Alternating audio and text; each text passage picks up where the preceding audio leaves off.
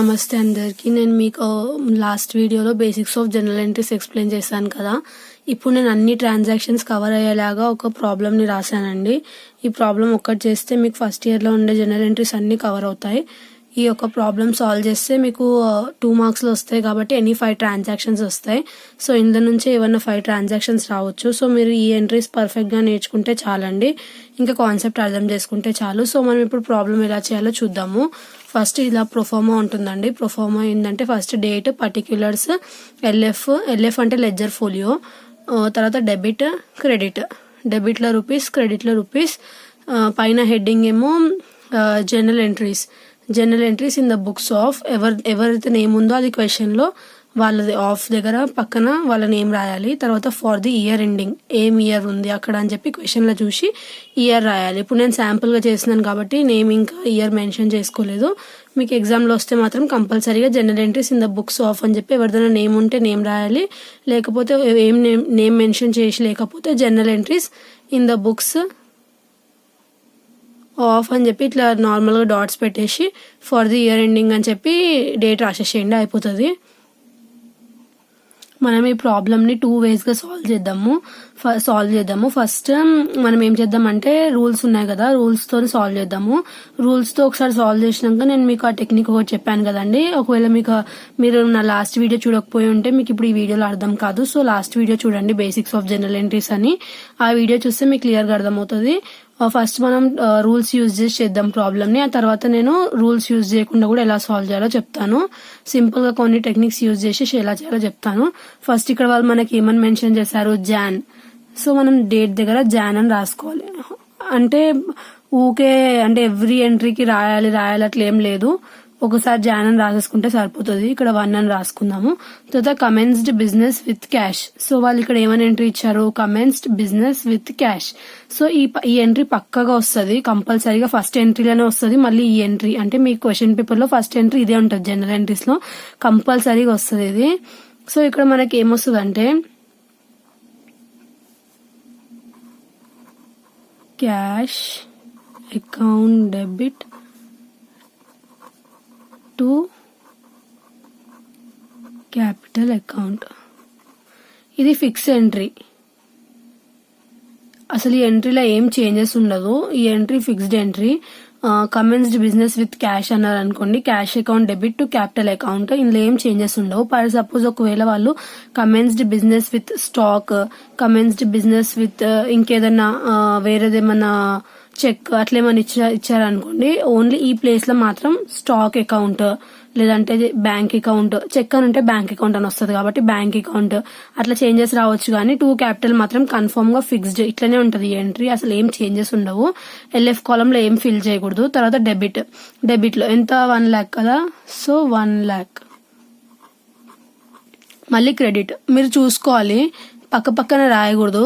Debit అంటే కొంచెం పైనకి రాసి క్రెడిట్ అంటే కిందకి రాయాలి. తర్వాత ఇక్కడ 3 dots పెట్టాలి. ఇట్లా 3 dots పెట్టి బీయింగ్ బిజినెస్ స్టార్టెడ్ ఇట్లా. ఇప్పుడు కమెన్స్డ్ బిజినెస్ విత్ క్యాష్ అని ఉంది కాబట్టి cash account debit to capital account. తర్వాత 3 dots పెట్టుకొని ఇక్కడ మనం ఏం చేసుకోవచ్చు అంటే కమెన్స్డ్ బిజినెస్ విత్ క్యాష్ అని కూడా రాసుకోవచ్చు, లేదంటే బీయింగ్ బిజినెస్ స్టార్టెడ్ అని కూడా రాసుకోవచ్చు. ఇక్కడతో ఒక ట్రాన్సాక్షన్ కంప్లీట్ అయింది మనది. సో మనం ఇక్కడ ఒక చిన్న డాష్ కొట్టుకోవాలి, ఇట్లా సింగిల్ లైన్. మొత్తం కొట్టకూడదు, జస్ట్ ఎక్కడైతే ఎంట్రీ స్టాప్ అయిందో అక్కడ మాత్రం కొట్టుకోవాలి అంతే. నెక్స్ట్ సెకండ్ ఎంట్రీ చూద్దాం. క్యాష్ సేల్స్ అంటే ఇప్పుడు ఒక బిజినెస్ ఉంది, ఏదన్నా ఒక కిరాణా షాప్ తీసుకుందాము. సేల్స్ చేస్తారు కదా వాళ్ళు సేల్స్ చేస్తుంటే వాళ్ళకి ఇన్కమ్ వస్తుంది కదా బిజినెస్ లోపలికి. సో ఇన్కమ్స్ మనం ఎక్కడ రాయాలి, నామినల్ అకౌంట్ లో ఇన్కమ్స్ ఎక్కడ రాయాలి, క్రెడిట్. సో ఇప్పుడు మనం సేల్స్ ఎక్కడ రాయాలి, క్రెడిట్ లో రాయాలి. సో ఫస్ట్ సేల్స్ క్రెడిట్ లో రాసేసుకుందాము. To sales account. ఇప్పుడు మనకి ఇక్కడ వాడు క్యాష్ సేల్స్ అని ఇచ్చారు. క్యాష్ సేల్స్ అంటే దేంతో సేల్స్ అవుతుందంట, క్యాష్ సేల్స్ అవుతుంది. సో ఇక్కడ మనం ఏం రాయాలి, క్యాష్ అకౌంట్ డెటార్. క్యాష్ అని ఎందుకు రాస్తామంటే సేల్స్ అనేది ఇన్కమ్. ఎందుకు సేల్స్ అంటే ఇన్కమ్ అంటే మనం ఇప్పుడు ఏదైనా వస్తువు అమ్ముతున్నాం అంటే బిజినెస్ లోకి క్యాష్ వస్తుంది కదా. So what we are receiving cash. ఏం పోతున్నాయి మన దగ్గర నుంచి?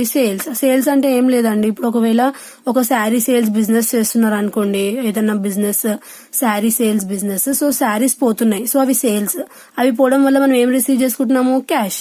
సో రిసీవ్ చేసుకునేది మనం డెబిట్ చేసాము, ఏదైతే గివింగ్ చేస్తున్నామో దాన్ని మనం క్రెడిట్ చేసాము. సేల్స్ అనేది ఇన్కమ్ కాబట్టి మనం దాన్ని క్రెడిట్ చేసాము. Being cash sales. ఎంత అమౌంట్? 10,000. నేను మీకు శాంపుల్గా చేసి చూపిస్తున్నాను. ఈ ఎంట్రీస్ పక్కగా నేర్చుకుంటే ఓన్లీ ఇవే రావచ్చు ఎగ్జామ్లో. సో ఇవి మాత్రం మీరు మంచిగా నేర్చుకోండి. నెక్స్ట్ ఏముంది క్వశ్చన్లో? Cash purchases. ఇక్కడతో ఎంట్రీ అయిపోయింది కదా, సో ఒక చిన్న డాష్ కొట్టుకోవాలి.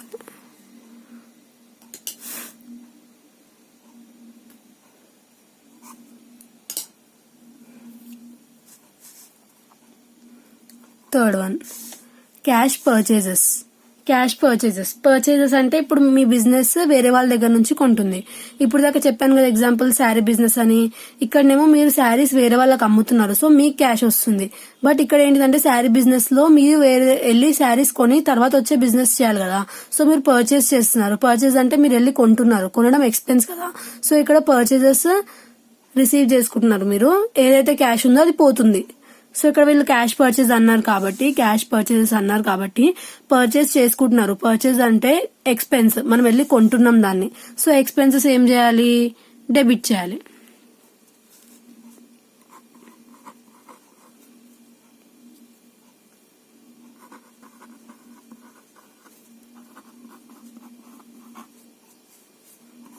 ఏం పర్చేజెస్ ఇవి? Cash purchases.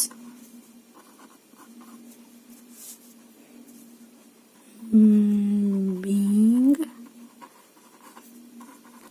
cash purchases. ఎంత ఉంది అమౌంట్? 12,000.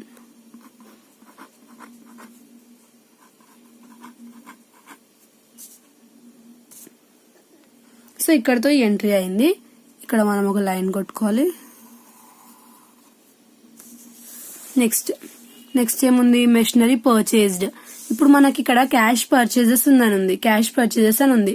ఏం మెన్షన్ చేయలేదు. ఏమైనా మెన్షన్ చేసి ఉంటే మనం మెన్షన్ చేసిన దాన్ని రాస్తుండే. సో ఇక్కడ వాళ్ళు ఏం మెన్షన్ చేయలేదు, ఓన్లీ క్యాష్ పర్చేజెస్ అని ఇచ్చారు. సో క్యాష్ పర్చేజెస్ అని ఇచ్చారు కాబట్టి పర్చేజెస్ టు క్యాష్ రాసాము. అదే ఇక్కడ మనకి ఏం మెన్షన్ చేసిండు? మెషినరీ పర్చేజ్డ్ అంటే ఏమైతే పర్చేజ్ చేస్తున్నామో దాన్ని మెన్షన్ చేశారు. సో మెన్షన్ చేసినారు కాబట్టి మనం దాన్ని తీసుకోవాలి.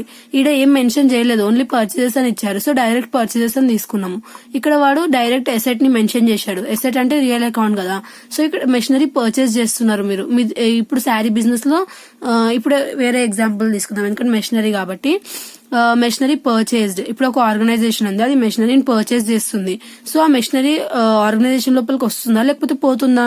వాళ్ళు సేల్ చేయట్లేదు, పోవడానికి పర్చేజ్ చేస్తున్నారు కదా. సో అది మెషినరీ వస్తుంది ఆర్గనైజేషన్ లోకి.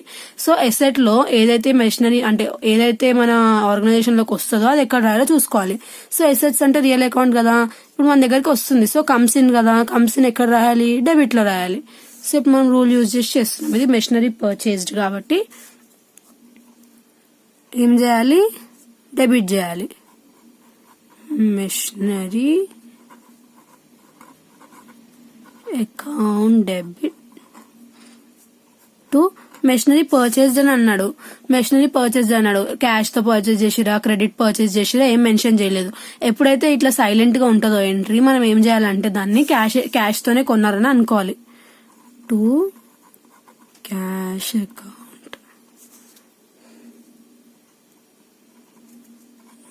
Being machinery purchased. అసలు ఈ లైన్ గురించి అంటే ఈ లైన్ ఎలా రాయాలని ఏం టెన్షన్ పడకండి. జస్ట్ ఇట్లా 2 డాట్స్ పెట్టేసి బీయింగ్ అని రాసి ఏదైతే క్వశ్చన్ ఉందో అదే రాసేయచ్చు. బీయింగ్ మెషినరీ పర్చేజ్డ్ ఎంత? 15,000.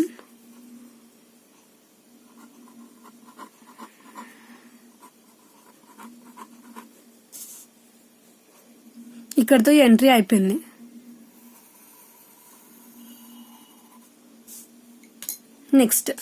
నెక్స్ట్ ఏముందో చూసుకుందాం. Rent received. ఒక ఆర్గనైజేషన్ రెంట్ రిసీవ్ చేసుకుంటుంది. రెంట్ రిసీవ్ చేసుకుంటుందంటే క్యాష్ లోపలికి వస్తుంది. సో ఇది వాళ్ళకి ఇన్కమ్ కదా. ఇన్కమ్ ఏం చేయాలి? క్రెడిట్ చేయాలి. సో రెంట్ రిసీవ్డ్ ఒక ఇన్కమ్ కాబట్టి దాన్ని ఫస్ట్ క్రెడిట్ చేసుకోవాలి కదా. సో మనం క్రెడిట్ చేసుకుందాం.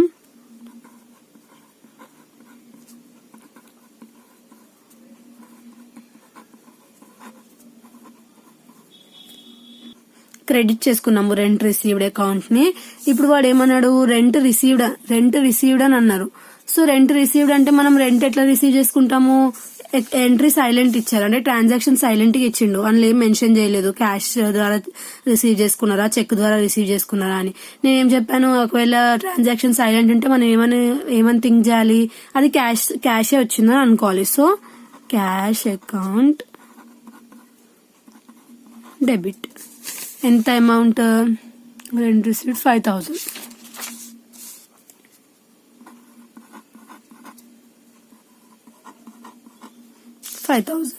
ఇక్కడ మనం ఏం రాయాలి? Being rent received.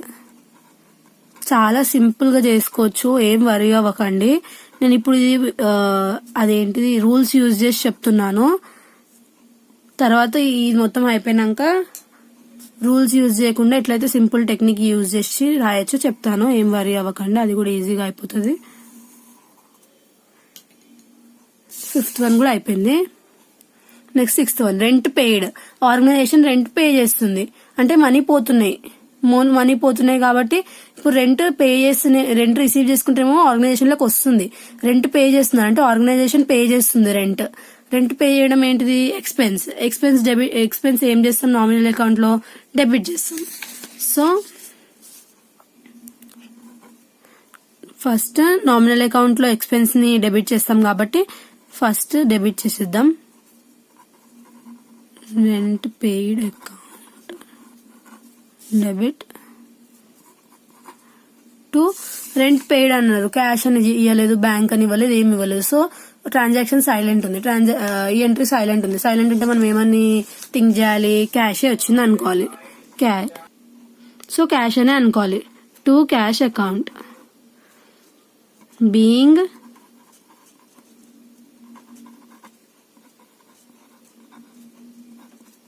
Rent paid. ఎంత రెంట్ పెయిడ్? 5,000. సో 5,000 రాసుకోవాలి. అయిపోయింది. ఇక్కడతో 6 ట్రాన్సాక్షన్స్ అయిపోయినాయి. Rent paid. తర్వాత నెక్స్ట్ ఏమన్నారు? Purchased goods from Anitha. So మనం పర్చేస్ చేస్తున్నాం ఎవరి దగ్గర నుంచి? అనిత దగ్గర నుంచి. ఒకవేళ ఎంట్రీలో క్యాష్ అన్నా బ్యాంక్ అన్నా ఏమన్నా మెన్షన్ చేసిరా చూసుకోవాలి. ఒకవేళ మెన్షన్ చేసి ఉంటే అది క్యాష్ పర్చేస్ అవుతుండే. ఇక్కడ మనకి క్యాష్ అని మెన్షన్ చేసిందా, బ్యాంక్ అని మెన్షన్ చేసిందా? లేదు కదా. అనిత అనే ఒక నేమ్ మెన్షన్ చేసింది. సో అనిత అంటే ఒక పర్సన్ నేమ్ ఎక్కడ వస్తుంది? పర్సనల్ అకౌంట్ లో వస్తుంది. నేను చెప్పాను కదా, నా ప్రీవియస్ వీడియో చూడండి, అక్కడ నేను క్లియర్ గా ఎక్స్ప్లెయిన్ చేశాను. పర్సనల్ అకౌంట్ లో వస్తుంది నేమ్. సో ఇప్పుడు అనిత అనే నేమ్ పర్సనల్ అకౌంట్ లో వస్తుంది కాబట్టి పర్చేస్డ్ గూడ్స్ ఫ్రమ్ అనిత అంటే అనిత దగ్గర నుంచి పర్చేస్ చేస్తున్నాం. సో అనిత గీవర్ కదా. సో గీవర్ ని మనం ఏం చేయాలి? పర్సనల్ అకౌంట్ లో క్రెడిట్ చేయాలి. సో ఇప్పుడు అనితని క్రెడిట్ చేయాలి. ఫస్ట్ అనితని క్రెడిట్ చేద్దాం. To Anitha account. నెక్స్ట్ ఏమని ఉందా ఎంట్రీస్ లో? అంటే ఎంట్రీలో ఏమని మెన్షన్ చేసింది? పర్చేస్డ్ గూడ్స్ అని ఉంది.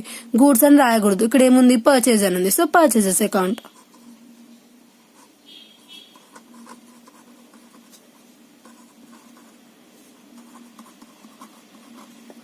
పర్చేజెస్ ఎంత? 3,000.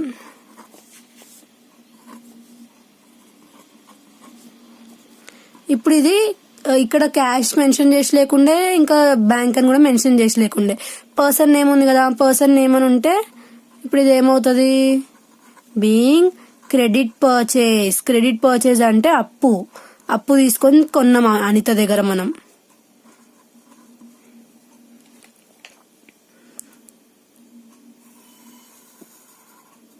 7th వన్ అయిపోయింది. Next cash drawn from bank for personal use. Cash drawn from bank for personal use. Personal use అంటే ఎప్పుడన్నా గుర్తుపెట్టుకోండి, డ్రాయింగ్స్ అని వస్తుంది. డ్రాయింగ్స్ పర్సనల్ యూజ్ ఎక్కడైతే కనిపించిందో, ఏ ఎంట్రీ అన్న ఎక్కడన్నా కనిపించినా కూడా డ్రాయింగ్స్ అని గుర్తొచ్చేసేయాలి మీకు. పర్సనల్ యూజ్ అంటే మన ఏదైతే ఓనర్ ఉన్నాడో, బిజినెస్ ఓనర్ ఉన్నాడో అతను పర్సనల్ యూజ్ కి అంటే సొంత వాటికి వాడిన అమౌంట్, వాడతాడు అమౌంట్, దాన్ని డ్రాయింగ్స్ అంటారు. డ్రాయింగ్స్ అనేది ఎక్స్పెన్స్. మనం ఏం చేస్తాం, ఎక్స్పెన్స్ ని డెబిట్ చేస్తాం. నామినల్ అకౌంట్ ప్రకారం ఎక్స్పెన్స్ ని మనం డెబిట్ చేస్తాం. సో ఇక్కడ మనం డ్రాయింగ్స్ ని ఏం చేయాలి, ఇప్పుడు డెబిట్ చేయాలి. Drawings account debtor. ఏం చేసినాం, క్యాష్ అని రాయకూడదు, ఎందుకంటే క్యాష్ డ్రాన్ ఫ్రమ్ బ్యాంక్ అంటే క్యాష్ ని వెళ్ళి డ్రా చేసినాం, ఎక్కడ నుంచి, బ్యాంక్ నుంచి. So drawings account debtor to bank account. ఇక్కడ ఏం రాయాలి, బీయింగ్ cash withdrawn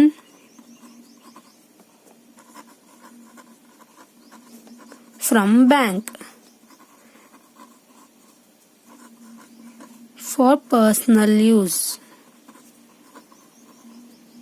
ఎంత, 1000.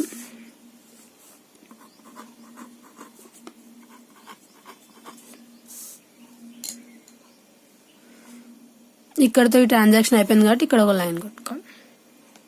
మొత్తం లైన్ కొట్టకూడదు, ఎక్కడైతే ట్రాన్సాక్షన్ అయిపోయిందో అక్కడ ఎండ్ అంటే ఓన్లీ పర్టికులర్ ఈ ఎంత పార్ట్ ఉందో దానికి మాత్రమే లైన్ కొట్టాలి. తర్వాత 9th one salaries paid. Salaries received అనలే, రిసీవ్డ్ అయితే ఇన్కమ్ అవుతుండే కదా, శాలరీస్ పెయిడ్ అన్నారు అంటే మీరు పే చేస్తున్నారు శాలరీస్ ని. శాలరీస్ పే చేస్తే ఏంటిది, ఎక్స్పెన్స్ కదా బిజినెస్ కి. అంటే ఆర్గనైజేషన్ ఇప్పుడు కొంతమంది ఎంప్లాయీస్ కి శాలరీస్ పే చేస్తుంది, సో ఆర్గనైజేషన్ కి అది ఎక్స్పెన్సే కదా. సో ఎక్స్పెన్స్ ఏం చేయాలి, డెబిట్ చేయాలి. డెబిట్ చేయాలి కాబట్టి 9th వన్ శాలరీస్ ని డెబిట్ చేయాలి. శాలరీస్ అకౌంట్ డెటార్ టు, ఇక్కడ ఏమైనా మెన్షన్ చేసిండా, salaries paid, paid for cash, salaries paid by cheque, salaries paid అని ఏమైనా మెన్షన్ చేసిరా, ఏం మెన్షన్ చేయాలి. ఏం మెన్షన్ చేయనప్పుడు క్యాష్ అనుకోవాలి. So to cash account. ఇక్కడ ఏం రాయాలి, బీయింగ్ శాలరీస్ పెయిడ్. ఎంత శాలరీస్ పెయిడ్, 2000.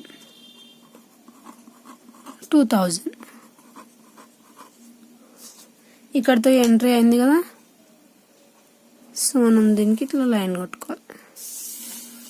తర్వాత 10th one return goods to Anitha. ఇక్కడ ఏం చేసినాం, purchased goods from Anitha, return goods to Anitha. So ఈ రెండు లింక్ ఉన్నాయి, అప్పుడప్పుడు చూసుకోవాలి మీరు. పర్చేసెస్ ఎక్కడైతే ఉందో అక్కడ చూసుకోవాలి, మళ్ళీ రిటర్న్ గూడ్స్ అంటే ఈ పర్సన్ నేమ్స్ చూసుకోవాలి. ఒకవేళ ఇట్లాంటి అనిత అని అనిపించింది అనుకోండి, పైన ఎంట్రీస్ చూసుకోవాలి ఏంటన్నా అనిత ఉందా అని. సో ఇక్కడ అనిత ఉంది, ఇక్కడ మనం ఏం చేసినాం, పర్చేస్ చేసినాం అంటే కొన్నాం. సో ఇక్కడ ఏం చేసినాము, రిటర్న్ చేసినాం. సో ఇది ఏం రిటర్న్స్ అవుతుంది, పర్చేస్ రిటర్న్స్ అవుతుంది. సో సింపుల్ గా మీకు వాడు క్వశ్చన్ లోనే ఇస్తాడు. మీరు కొంతమంది ఏం చేస్తారంటే ఇది చూసి సపరేట్ గా రిటర్న్ గూడ్స్ అంటే ఏంటి అని అర్థం కాకుండా కన్ఫ్యూజ్ అయిపోతారు. అట్లా ఏం లేదు, వాడు పైన ఇక్కడనే మెన్షన్ చేసి ఉంటది. సో మంచిగా చూసుకోవాలి ఎంట్రీని. సో అనిత అని ఇక్కడ ఉంది కాబట్టి ఇక్కడ దీన్ని పర్చేస్ చేసినాం కాబట్టి ఇక్కడ మనం పర్చేస్ చేసిన దాన్ని రిటర్న్ చేస్తున్నాము అంతే. సో ఇది పర్చేస్ రిటర్న్స్. ఇప్పుడు పర్చేస్ చేస్తున్నప్పుడు అది మనకి ఎక్స్పెన్స్ కదా. సో ఇప్పుడు పర్చేస్ రిటర్న్ ఇస్తారు మన, అంటే ఇప్పుడు మనము అనిత దగ్గర నుంచి పర్చేస్ చేసినాం, పర్చేస్ చేసినప్పుడు క్యాష్ పోతుంది, పర్చేస్ రిటర్న్ చేసినప్పుడు క్యాష్ వస్తుంది కదా. సో ఇది ఇన్కమ్ కదా. సో ఇన్కమ్ ఏం చేస్తాం మనము, క్రెడిట్ చేస్తాం. సో ఇప్పుడు 10th వన్లో క్రెడిట్ చేయాలి దేన్ని, పర్చేస్ రిటర్న్స్ ని. Purchase returns account. ఇక్కడ మనకు పర్చేస్ రిటర్న్స్ అని మెన్షన్ చేసినప్పుడు ఇక్కడ మనం ఏం పర్చేస్ చేసినాం, అప్పు చేసి పర్చేస్ చేసినాం కదా, క్రెడిట్ పర్చేస్ అని చెప్పిన కదా ఇప్పుడు దాకా. సో ఇప్పుడు ఇక్కడ ఏం చేస్తాము, ఇది కూడా క్రెడిట్ పర్చేస్ రిటర్న్స్ లాగానే అవుతుంది కదా, అంటే క్రెడిట్ లోనే ఇప్పుడు దాకా మనం కొనుక్కున్నాం కదా. సో ఇక్కడ క్యాష్ ఇంకా బ్యాంక్ రాదు, అమ్మాయి పేరే వస్తుంది, అనిత పేరే వస్తుంది. So Anitha account debtor being purchase returns అని రాస్తే సరిపోతుంది.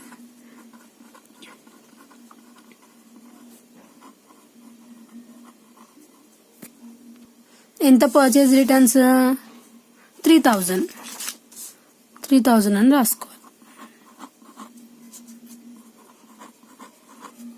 ప్రతి ఎంట్రీ ఇక్కడికి అయింది కదా, ఇక్కడ ఒక లైన్ కొట్టుకోవాలి.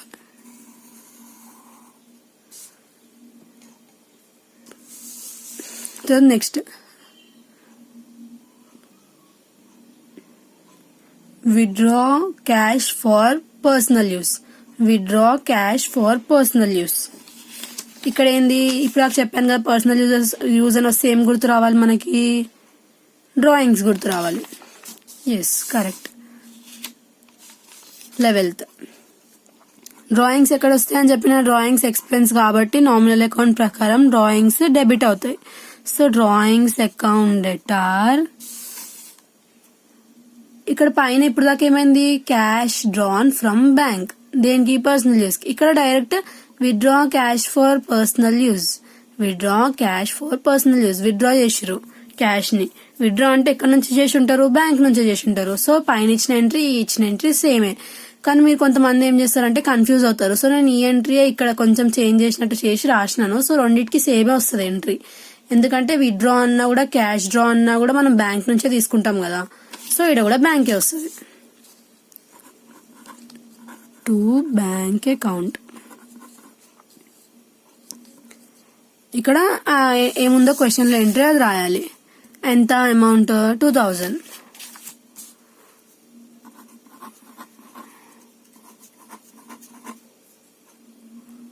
అయిపోయింది ఇక్కడికి ఎంట్రీ. నెక్స్ట్ ఎంట్రీ ఏమి ఇచ్చాడు,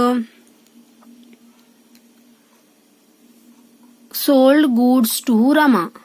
సోల్డ్ గూడ్స్ టు రమా ఇలాంటిది ఒకటి పైన కూడా ఉండే, క్యాష్ సేల్స్ అన్నాడు. ఇక్కడేమో సోల్డ్ గూడ్స్ టు రమా.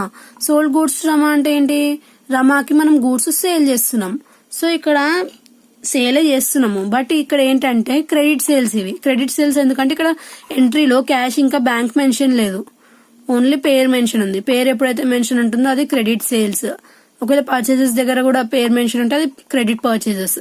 ఒకవేళ క్యాష్ ఆర్ బ్యాంక్ మెన్షన్ ఉంది అనుకోండి, క్యాష్ సేల్స్ క్యాష్ పర్చేజెస్ అవుతాయి. సో ఇప్పుడు మనకి ఎక్కడి వరకు అయిపోయినాయి, 11 వరకు అయిపోయినాయి. సో 12th వన్ చేస్తున్నాం కదా. 12th వన్ సేల్స్ అంటే ఏంటిది, మనకి ఇన్కమ్. సేల్స్ అంటే మనం ఏదన్నా అమ్ముతున్నాము, అమ్ముటప్పుడు మనకి క్యాష్ వస్తుంది బిజినెస్ లోకి. సో క్యాష్ వస్తుంది కాబట్టి సేల్స్ అనేది income. Rama account debtor to sales account being credit sales.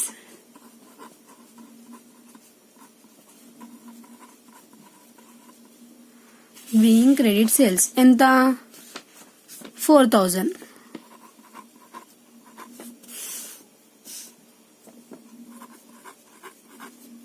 ఇక్కడతో ఎంట్రీ అయిపోయింది కాబట్టి ఇక్కడ ఒక లైన్ కట్టుకోవాలి. Next goods written by Rama. So ఇప్పుడు ఇక్కడ సింపుల్ గా ఏంటిది, సోల్డ్ గూడ్స్ టు రమా. రమా ఇప్పుడు మనకి రిటర్న్ చేసేస్తుంది, రిటర్న్ బై రమా. సో ఇదేంటిది, సేల్స్ రిటర్న్స్. సేల్స్ చేసినప్పుడు అది మనకి ఇన్కమ్ కదా. ఇప్పుడు ఏదైతే మనం సేల్స్ చేసినామో మనకు రిటర్న్ వచ్చేస్తుంది, అంటే మనం క్యాష్ వాళ్ళకి ఇచ్చేస్తున్నాం. సో ఇది మనకి ఎక్స్పెన్స్ కదా. సో ఎక్స్పెన్స్ ఏం చేస్తారు, డెబిట్ చేస్తారు. సో సేల్స్ రిటర్న్స్ ని డెబిట్ చేస్తారు.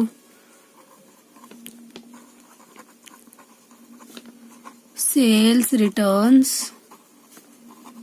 Account debtor. ఇవి సేల్స్ రిటర్న్స్ ఎవరికి, రమ్మాకి. క్యాష్ మెన్షన్ లేదు, బ్యాంక్ మెన్షన్ లేదు, ఓన్లీ రమ్మా అని ఉంది ఎంట్రీలో. సో రమ్మా అని రాసుకుంటాం. To Rama account being sales returns ఎంత, 4000.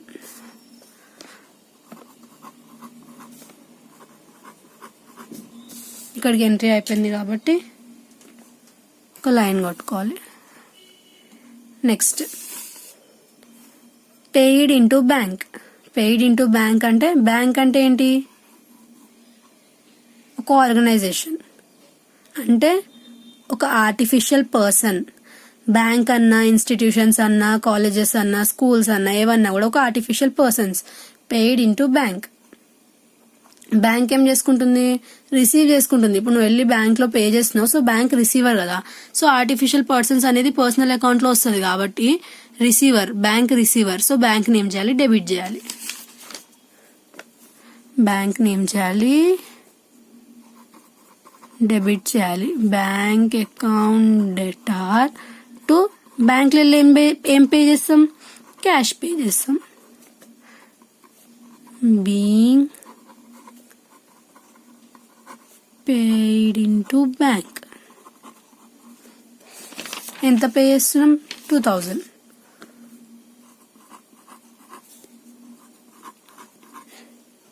ఇక్కడికి ఎంట్రీ అయిపోయింది కాబట్టి ఒక line. Next 15th one, cash paid to Swami. Cash paid to Swami. Swami అంటే న్యాచురల్ పర్సన్. న్యాచురల్ పర్సన్ అంటే పర్సనల్ అకౌంట్. పర్సనల్ అకౌంట్ రిసీవర్ని ఏం చేస్తాము? డెబిట్ చేస్తాం. సో ఇక్కడ స్వామిని డెబిట్ చేయాలి. ఇంకా స్వామికి ఏం పే చేస్తున్నాం? క్యాష్. సో స్వామిని డెబిట్ చేసి క్యాష్ ని క్రెడిట్ చేయాలి.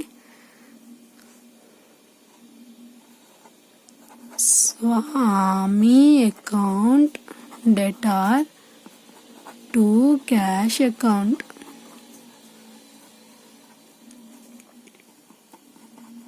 Being cash paid to స్వామి.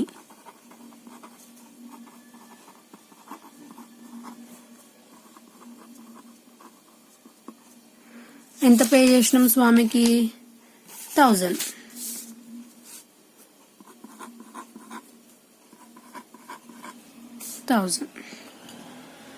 ఇక్కడికి అయిపోయింది కాబట్టి ఎంట్రీకి ఇక్కడ లైన్ కొట్టుకోవాలి. నెక్స్ట్ రిసీవ్డ్ క్యాష్ ఫ్రమ్ రాజు. రాజు ఏమో న్యాచురల్ పర్సన్ కాబట్టి పర్సనల్ అకౌంట్ లో వస్తుంది. రిసీవ్డ్ క్యాష్ ఫ్రమ్ అంటే రాజు గివర్. గివర్ ఏం చేస్తాం? పర్సనల్ అకౌంట్ లో క్రెడిట్ చేస్తాం. సో ఇక్కడ రాజుని క్రెడిట్ చేయాలి. ఏం రిసీవ్ చేసుకుంటున్నాం? క్యాష్. మెన్షన్ చేసిరు కదా క్యాష్ అని చెప్పి. ఒకవేళ క్యాష్ అని మెన్షన్ చేయకుంటే ఏం చేస్తాం? చెక్ అని మెన్షన్ చేస్తారు. చెక్ అంటే బ్యాంక్ అని రాయాలి. సో ఇక్కడ క్యాష్ అని ఈజీగా మెన్షన్ చేసింది కాబట్టి ఇప్పుడు received from Raju. Raju giver. Giver ని మనం పర్సనల్ అకౌంట్ ప్రకారం ఏం చేస్తాం? క్రెడిట్ చేస్తాం.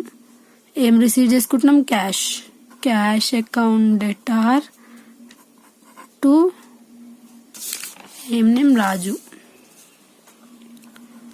To Raju account.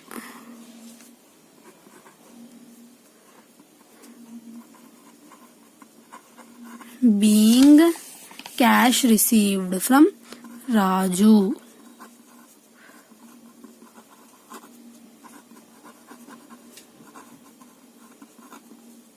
ఎంత cash received? 5000.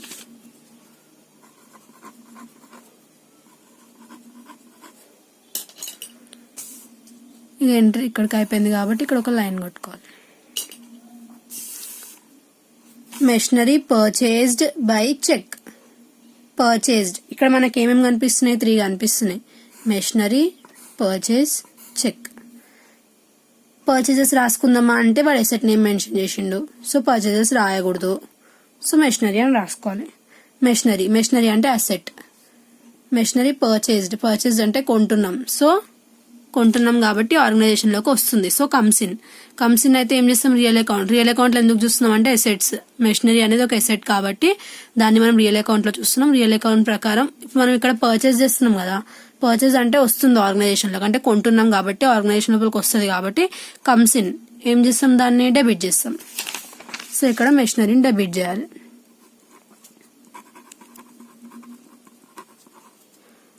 Machinery account debtor. ఎట్లా పర్చేస్ చేస్తున్నాం? చెక్ ద్వారా. చెక్ అని రాయకూడదు, చెక్ అని రాయకూడదు, బ్యాంక్ అకౌంట్ అని రాసుకోవాలి. Bank account. Being purchased machinery. ఎంత? 1000.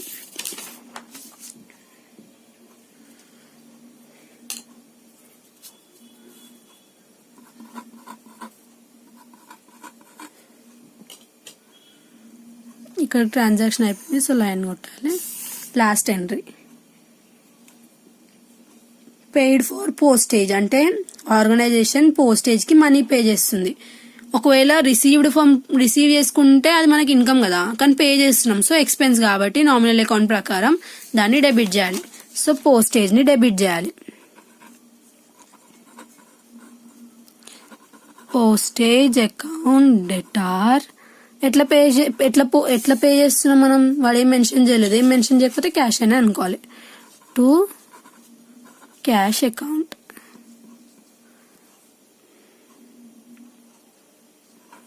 బీయింగ్ పెయిడ్ పోస్టేజ్ ఎంత 5,000. అంతే అయిపోయింది. ఓన్లీ ఈ ఎంట్రీస్ మాత్రం నేర్చుకుంటే మీకు అన్నీ కవర్ అవుతాయి. సో నేను అన్నీ కవర్ అయ్యేలాగా ఇవన్నీ క్వశ్చన్స్ రాశాను. సో ఈ వీడియోకి నేను ఈ ప్రాబ్లమ్స్ అన్నీ ఎక్స్ప్లెయిన్ చేశాను కదా. నెక్స్ట్ ఇంకొక షార్ట్ వీడియో వేస్తాను, ఒక 3 minutes అట్లా. అందులో మనం సాల్వ్ చేసిన ప్రాబ్లమ్ని